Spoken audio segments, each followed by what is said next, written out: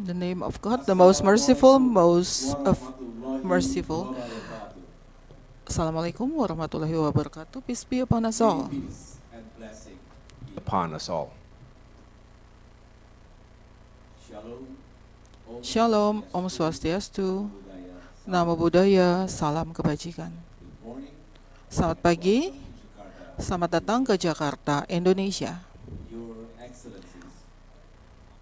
Para tamu yang mulia, para menteri Kabinet Merah Putih, Menteri Pekerjaan Umum, Bapak Dodi Hanggodo, Menteri Transmigrasi, Bapak Iftitah Sulaiman, Menteri Usaha Mikro Kecil dan Menengah, Bapak Maman Abdurrahman, Menteri Ekonomi Kreatif, Bapak Teguh Rifki Harsha, Wakil Ketua DPD Republik Indonesia, Bapak Tamsil Limrung, para kepala badan, para wakil menteri, para pimpinan lembaga yang mohon maaf tidak dapat saya sebutkan satu persatu, para anggota DPR RI, Your Excellencies, ambassadors of friendly countries, thank you for your presence today. terima kasih untuk kehadiran para duta besar, Para bupati dan wali kota, tepuk tangan untuk para pemimpin daerah kita. Honorable delegations, business leaders, para peserta dari sektor pembangunan, dan para hadirin yang kami hormati. Sebelum saya mulai, saya ingin membagikan pada Bapak Ibu sekalian refleksi personal saya, pribadi saya. Beberapa tahun yang lalu saya datang ke salah satu desa kecil di bagian timur Indonesia, dan perjalanan ke sana itu perlu berjam-jam melalui jalan yang cukup sulit untuk dilalui. Pada saat saya tiba, ada seorang yang cukup senior datang kepada saya dan mengatakan bahwa kami sebetulnya berada jauh dari Jakarta, tapi yang kami inginkan dan harapan kami sebetulnya sama saja. Dan itu cukup memukul saya. Saya sangat tersentuh. Dan sampai sekarang saya tidak pernah melupakan hal itu. Karena menurut saya, apakah kita ada di Jakarta atau mereka yang ada jauh dari Jakarta, sebetulnya misi kita sama. Kita ingin membangun satu masa depan di mana ada kesempatan bagi semua orang.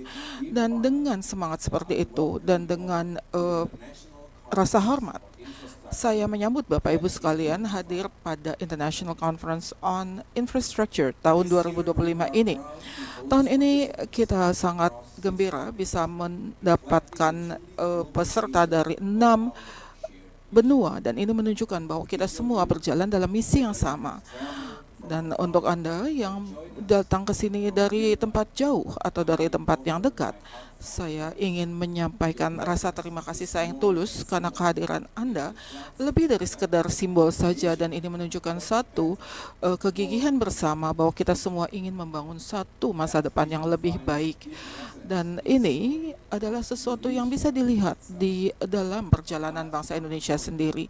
Kami adalah satu kepulauan yang sangat besar, lebih dari 17.000 pulau, dan ini adalah rumah dari 270 juta penduduk yang tinggal di 3 belahan waktu, dari Sabang Merauke, Miangas Rote. Keragaman kami itu sangat tinggi, tapi tujuan kami sama, bersatu. Indonesia hari ini bukan hanya menghadapi tantangan-tantangan saja, tapi kami bangkit dan melihat ada 3 hal yang sangat mendesak. Yang pertama, ada satu batasan waktu untuk demografi, karena ada 3 juta orang atau bayi yang lahir tiap tahunnya, dan juga kami harus memberikan kebutuhan pangan dan juga perumahan. Dan yang kedua adalah waktu atau batasan waktu ekonomi.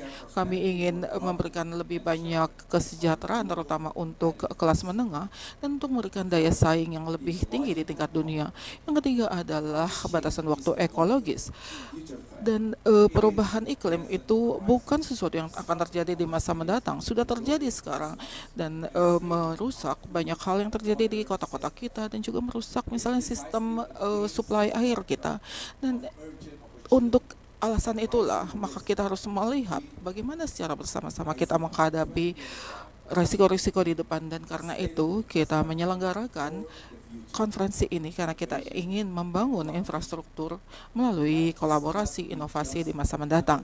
Kita tidak mau ini menjadi konferensi biasa saja karena kita ingin ini merupakan satu platform yang memungkinkan kita mengambil aksi transformasi bersama-sama, dan kita akan melihat ke depan trajektori kita dan keberhasilan kita akan tergantung dari apa yang kita bangun, bagaimana kita membangunnya, dan yang paling penting adalah untuk siapa kita membangun semua itu. Bapak Ibu sekalian, Indonesia hari ini kita mencapai satu momen yang sangat penting. Kita adalah salah satu negara yang sangat banyak penduduknya dan kita memiliki kelas menengah, dan kita berada di antara lautan India dan juga lautan Pasifik. Presiden Prabowo telah sangat jelas memaparkan kepada kita agenda pembangunan yang akan mengamankan bangsa Indonesia di masa mendatang dengan ketahanan pangan, dengan ketahanan pasokan air, ketahanan pasokan energi melalui langkah-langkah yang berkelanjutan di masa mendatang, ke masa mendatang. Indonesia juga telah menentukan satu target nasional yang cukup ambisius untuk mencapai 8% pertumbuhan ekonomi di masa mendatang. Secara bersama-sama kita tidak bisa mengandalkan hanya pada konsumsi domestik saja. Kita harus mengoptimalkan potensi ekonomi kita, bagaimana membawa dari pertanian kepada pabrik-pabrik, juga melakukan pembangunan digital.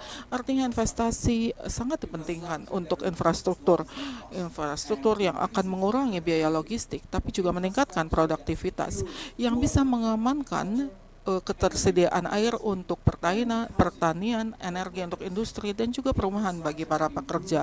Infrastruktur yang akan mendukung mobilitas perkotaan dan juga menghubungkan tempat-tempat, dan kemudian juga akan menghadapi masalah-masalah untuk perubahan iklim. Infrastruktur adalah suatu yang sangat menentukan untuk pertumbuhan. Kalau kita membangun secara bijaksana dengan mengedepankan misalnya saja banyak hal, kita tidak hanya mencapai saja pertumbuhan yang tinggi, tapi juga ada satu keberlanjutan. Dan sebagai Menteri Koordinator untuk infrastruktur dan pembangunan kewilayahan, saya memiliki tanggung jawab untuk memastikan bahwa visi ini dapat diwujudkan dalam aksi-aksi nyata. Kementerian kami mengkoordinasikan 5 portfolio yang sangat penting. Yang pertama adalah untuk agraria dan juga tata ruang. Artinya kita juga memastikan bahwa ada keadilan dan juga keamanan. Yang kedua adalah pembangunan umum, dan ini adalah akses kepada sanitasi, kepada jalan dan lain-lain. Kemudian ketiga adalah perhubungan transportasi yang akan mengintegrasikan pembangunan di udara, laut, daratan, dan juga perumahan dan pemukiman.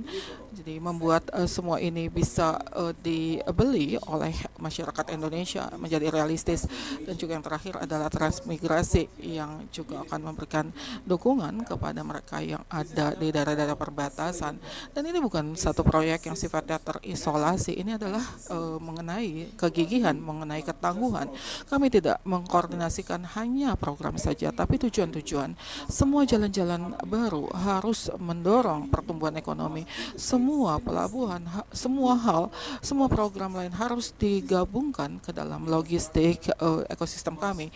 Infrastruktur harus melakukan lebih dari apa yang ada. Jadi harus berfungsi sebagai satu sistem yang menyatu untuk bisa meningkatkan peluang dan kemudian memberikan kepada bangsa satu kesempatan untuk membangun kesatuan dengan lebih baik. Ada 5 prioritas kami, bagaimana kami membangun strategi infrastruktur di bawah visi Presiden Prabowo Subianto yang pertama, infrastruktur untuk ketahanan pangan, dan kita akan mulai dengan ketahanan pangan dan ketersediaan air. Karena itu kami melakukan rehabilitasi untuk 2,5 hektar irigasi, dan juga kami membangun bendungan-bendungan, kemudian juga membangun tempat-tempat penyimpanan, dan ini adalah untuk mendukung agrobisnis. Dan di Jawa Tengah misalnya jalan-jalan sudah dibangun, dan kemudian akan membantu untuk meningkatkan pendapatan petani.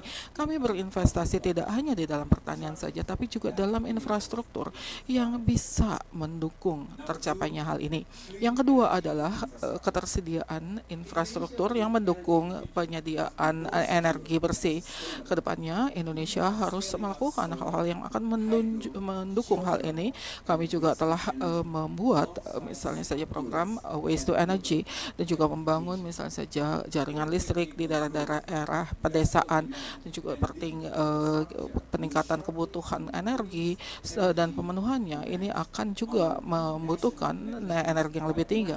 Dan rencana kami untuk pasokan listrik untuk 2025 selanjutnya ini menarget 3,5 gigawatt yang akan menambah kapasitas kepada kapasitas yang sudah ada. 66% diantaranya akan masuk dari energi terbarukan, dan ini adalah satu komitmen jangka panjang kita untuk mencapai net zero komitmen sebelum tahun 2060. Dan yang ketiga adalah satu konektivitas yang mulus dan tidak terbagi-bagi. Kami membangun koridor pembangunan, jalan, pelabuhan, bandara, dan terutama di daerah-daerah yang belum berkembang optimal seperti Papua, Maluku, Nusa Tenggara, Kalimantan, dan Sulawesi.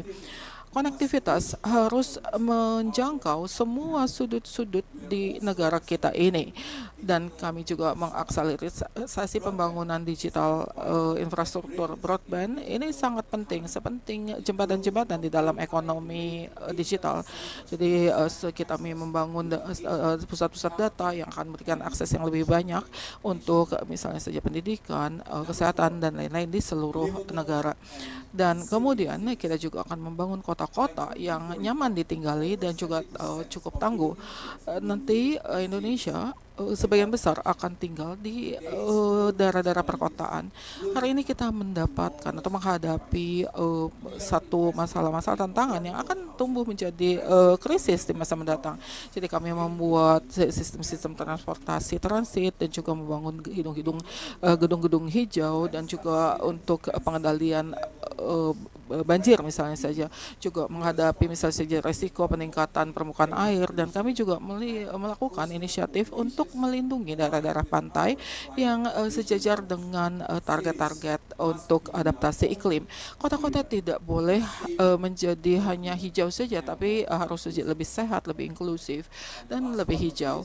Dan yang terakhir, yang juga sangat penting adalah kita harus melakukan pembiayaan untuk reformasi untuk mendapatkan infrastruktur yang lebih berkelanjutan. Tidak ada visi yang bisa berjalan dengan baik tanpa pembiayaan yang baik. Jadi kami membangun pembiayaan infrastruktur ini yang menggabungkan inovasi, kemitraan, dan juga nilai-nilai baru yang diciptakan. Dan ini artinya kita akan memperkuat kerjasama pemerintah dengan sektor swasta, mengeluarkan surat-surat hutang baru misalnya, dan juga kami akan bekerja dengan Danantara dan juga partner-partner di tingkat global untuk memperbaiki bankability dan juga bisa melakukan proyek-proyek ini di berbagai sektor. Kami menyambut investor-investor dari luar untuk menjadi partner kami di dalam transformasi jangka panjang Indonesia, dan ini adalah topik-topik kunci yang akan kita bicarakan di dalam 2 hari diselenggarakannya International Conference on Infrastructure ini. Indonesia terbuka untuk bisnis, tapi secara jelas kami juga tahu bahwa investasi harus selaras dengan national priorities kami, dan juga dengan semua komitmen iklim dan lain-lain.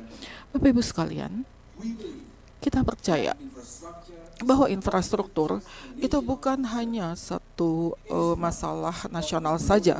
Ini adalah masalah dari keseluruhan dunia, dan di dalamnya ada ketangguhan iklim dan juga ada kerjasama yang damai. Di ASEAN kita juga telah mengintegrasikan transportasi, energi, dan juga infrastruktur digital sehingga kita bisa membangun konektivitas yang lebih kuat dan juga rantai pasok yang lebih tangguh. Dan di dalam G20, Indonesia mempromosikan pembiayaan infrastruktur yang tidak hanya mendukung industri hijau saja, tapi yang lebih adil, lebih bisa diakses, lebih bertanggung jawab untuk betul-betul memenuhi tuntutan atau kebutuhan perekonomian di negara-negara berkembang. Dan kita juga membagikan model-model bagaimana kami melakukan infrastruktur yang lebih inklusif, dan ini bagaimana misalnya saja kami melakukan perlindungan sosial dan juga membangun jaring listrik di pedesaan sehingga kita bisa membantu perkembangan dan pembangunan daerah-daerah yang terpencil. Kami mendasarkan pada pekerjaan kemanusiaan, dan kami di sini ingin belajar untuk juga menciptakan bersama-sama, dan sebagai negara demokrasi ketiga terbesar di dunia, dan juga kami adalah satu jembatan antara Asia, Afrika, Pasifik. Indonesia siap untuk berkontribusi membantu terciptanya agenda dunia yang tidak hanya untuk mencari keberlanjutan saja, tapi juga keadilan, karena kemakmuran itu sifatnya harus inklusif dan harus menunjukkan realitas dari negara-negara seperti Indonesia, di mana ketangguhan tidak hanya dibangun di dalam ruang-ruang tertutup saja, tapi di dalam tempat-tempat seperti di daerah pantai dan juga di dalam daerah-daerah pedesaan dan lain-lain.